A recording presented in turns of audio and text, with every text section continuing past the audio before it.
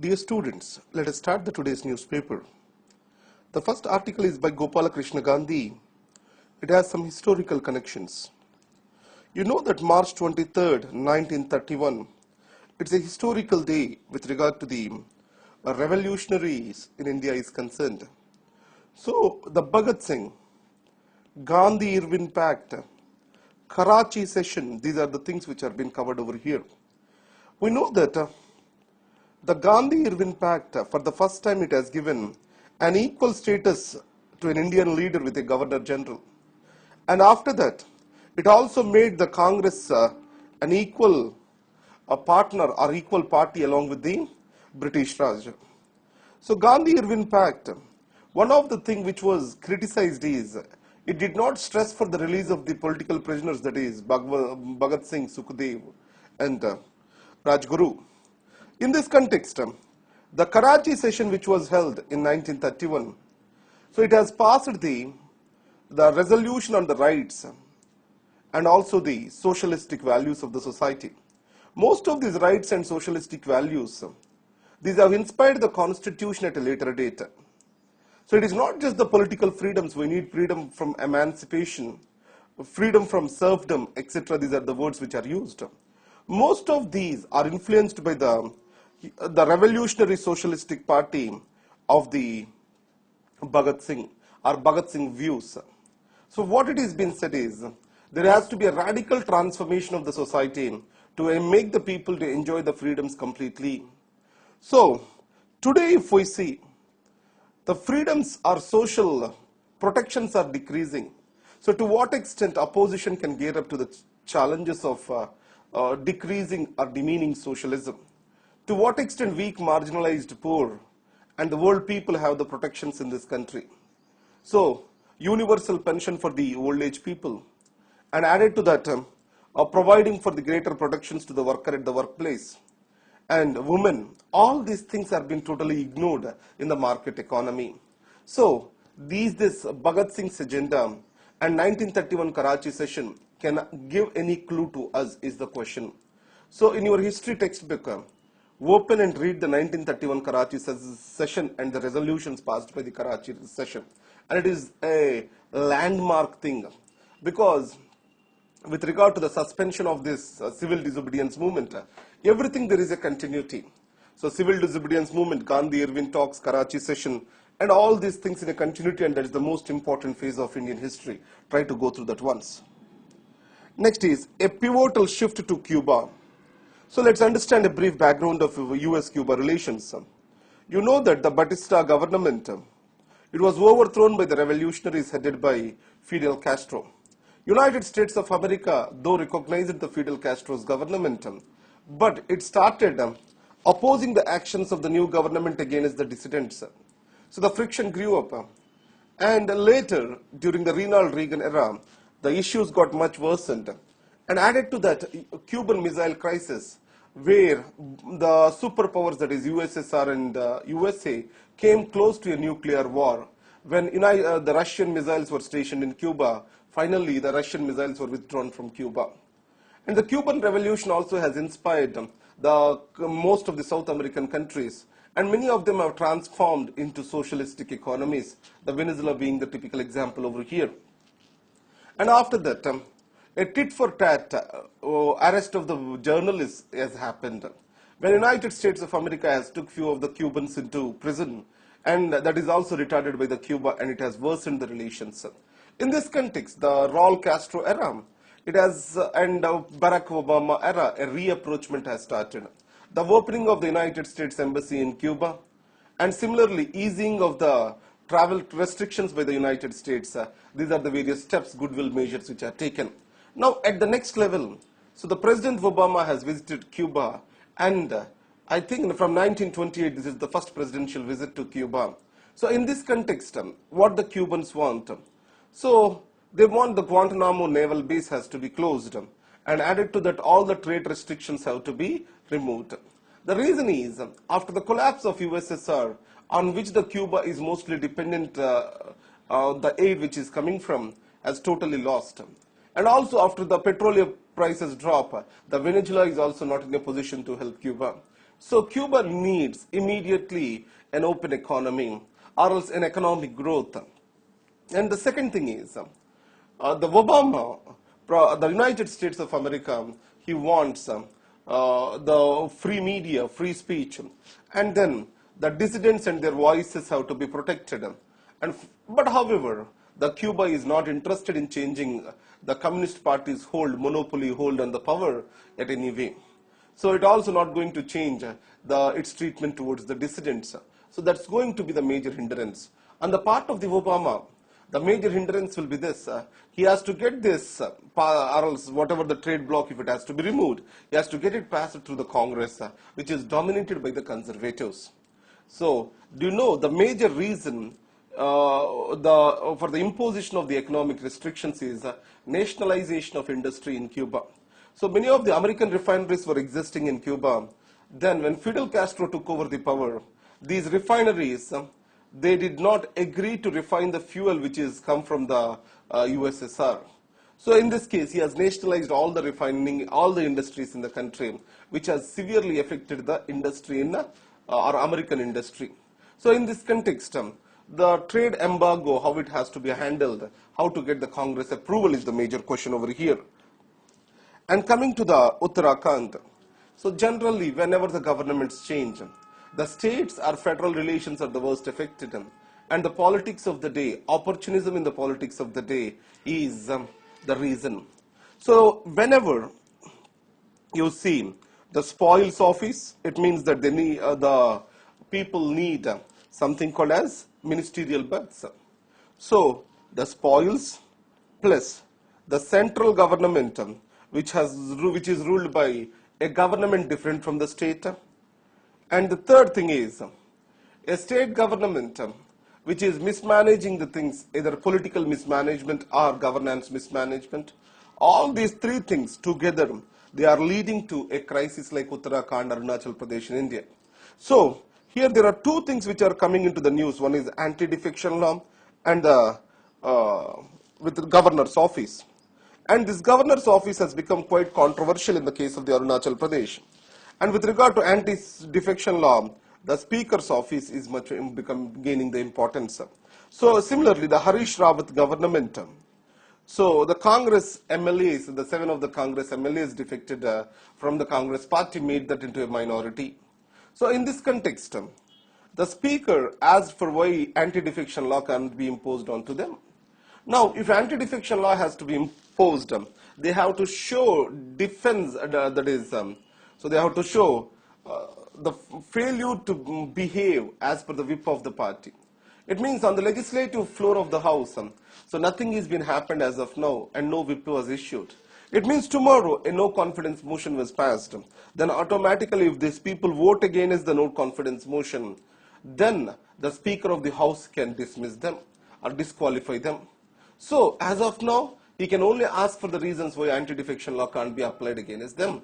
Unless they vote against the whip of a party or show a behavior which is against the party and which is not condoned by the party, then only anti-defection law comes into force. So it means the governor's office, he has given the reasonable time for the government of the day to prove the majority on the floor of the House. It is also according to the constitutional line. So in this case, so if these defectors, if they vote against the government, automatically there is a good chance that the Rawat government may lose the majority on the floor of the House. Next is LPG for every household. So Pradhan Mantri Ujjwal Yojana scheme, it wants to provide for LPG gas cylinders to the 5 crore families across India. So these, they need not pay the initial deposit to the oil marketing companies under this particular scheme. What are the challenges over here? So when the scheme starts rolling up, they have to buy the cylinder once in 2 months or once in 3 months. But once they have to buy such a big cylinder, which is of the cost of, bigger cost to them, probably the aggregate cost appears as too big. There is a good chance they will revert back to the firewood which they are getting free in the village. So in this context, we can make the smaller cylinders which can be provided for them. The smaller cylinders are useful in two ways. That is, the people can take them in frequent intervals at a lesser cost. And also we can create a new distribution networks for this. And the second is, the lack of bank accounts to all in the rural areas may make the returning of the subsidies a bit difficult. So we can talk about the bringing in mobile connectivity or mobile payment methods towards improving this particular payments. And after that, the dealers are distribution network. So especially most of the poor people who do not have the clean energy, they are located to the rural areas. It means a deepened distributor network is necessary. So already existing commercial networks with regard to the delivery of goods and services can be effectively used for. So these are the challenges and what the solutions can be for the challenges we can talk about. On the other hand, the costs of using this wood, especially the health costs and decrease in indoor air quality, these also need to be analyzed, and public shall be made aware of these possibilities and health impacts. And the next is, why internet isn't just free at you know that the ICANN, so this corporation, that is Internet Corporation for Assigned Names and Numbers, it maintains the web addresses, that is IP addresses, and also the core server. So in this context, previously it was functioning under the National Telecom and Commerce Department of the United States of America. Now it is no more under that, and it is taken towards the multi-stakeholder participation or multi-stakeholder governance. What does this mean? Now, the governments across the world, the private sector, civil society together, they will elect something called as a board, and this board will manage the ICANN. It means that previously US Department of Commerce used to manage, now it will be by an independent board. To that extent, the domain name and policy related matters totally becomes out of the United States government. But the issue is, what about the emergencies? So, still ICANN is a corporation registered under the US laws. It means that during emergency or president's emergency powers or judicial interpretations, everything will apply to the ICANN as a corporation. So it means still the external oversight on ICANN is maintained by the United States executive, legislature and judicial instruments. It means it is not totally free. So for that, what it is being said is, ICANN shall be brought under the international law rather than under the law of the United States of America. And the second is, this particular multi-stakeholders, or they are going to be the elites or elite people who are dominating the internet industry, such as Google, Amazon, etc. So how it has to be handled is the second question. So tomorrow, with regard to the trade names, trade rights, etc., especially with regard to the generic top level domains, the demands which are growing, generic top level demands means, for example, XYZ good dot Amazon. This is a generic top level domain. So it means because of these domains, how they have to be handled, these are all the major questions which are still remaining. So it is better it shall be brought under the international agreement, supervised by an external agency or through an external oversight.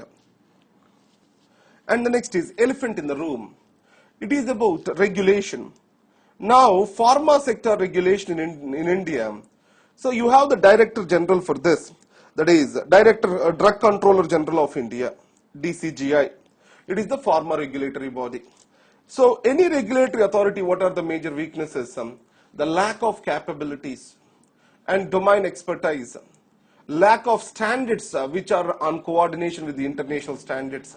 So these are the same things which are also affecting the regulatory body in the pharma industry. So now, FDA of United States of America, Food and Drug Administration, it has repeatedly gave the warnings about the standards quality of the Indian drugs. So now, what are the drugs which are distributed in the Indian markets? They are much spurious, and also the contents are not up to the specified quantity, and the quality of the drug is also poor. So in this context, it is the time the regulatory body has to specify the standards as to increase the oversight. If not, the sector will not only domestically, internationally affect us, but also domestically it will be a reason for various health hazards. If you carefully observe, this problem is much severe with regard to the loose industries all around. It means that with regard to micro, small, medium enterprises, there is a lot of drug manufacturing in India. At least certain big companies, they are trying to follow a few norms because they also approach the international markets. But these loose forms or else micro forms, they are not up to the mark because they don't have they are not accessing the international market as of now. It is the time for the needs of the health of the people. We shall bring in the norms, especially in the pharma industry. And already government is talking about WHO PAR norms, and they have to be implemented as quick as possible. And this regulatory body has to be strengthened. Now, you got 34 killed as bombs blow in Brussels. Again, terrorism has hit Europe. The Islamic State and then European terrorism. This is what is after the France. Now it has become the Brussels, that is Belgium. So the terrorism has taken its worst shape again.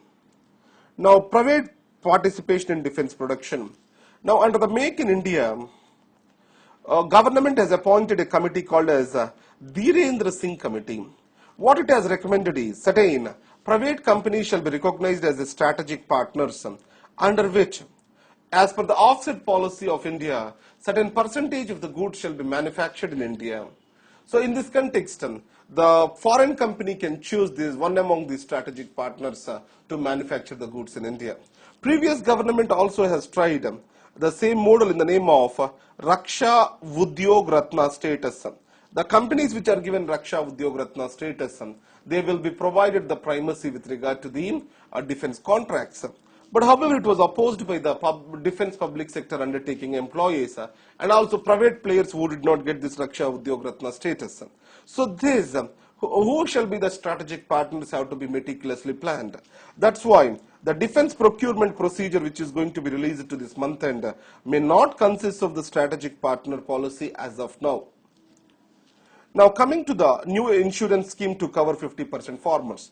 You know Pradhan Mantri Fasal Bima Yojana, it's a landmark scheme towards fighting the distress on the rural side, under which the low premiums, that is, will be low premium costs, insurance will be given to the farmers. So and added to that, there are many improvements. Already I have covered this topic in detail. So it is an insurance based coverage for the agricultural failures. So the government intends to cover 50% of the population through this. So these are the important articles. Yesterday I discussed about, the question is about the relevance of the Commonwealth. Now, in the growth of the climate change, in the issues related to the global terrorism, and also on the economic front, the debt swap facility, and also promotion of the democracy, the creation of the charter, new Commonwealth charter, and added to that the role of the Commonwealth with regard to the South Asian crisis, especially in Mauritius, Sri Lanka. All these things you can explain, showing the relevance of the Commonwealth. So Commonwealth is developing a common value system among the members. This common value has to guide them in their public actions. That's what is the major objective. Thank you very much. All the best.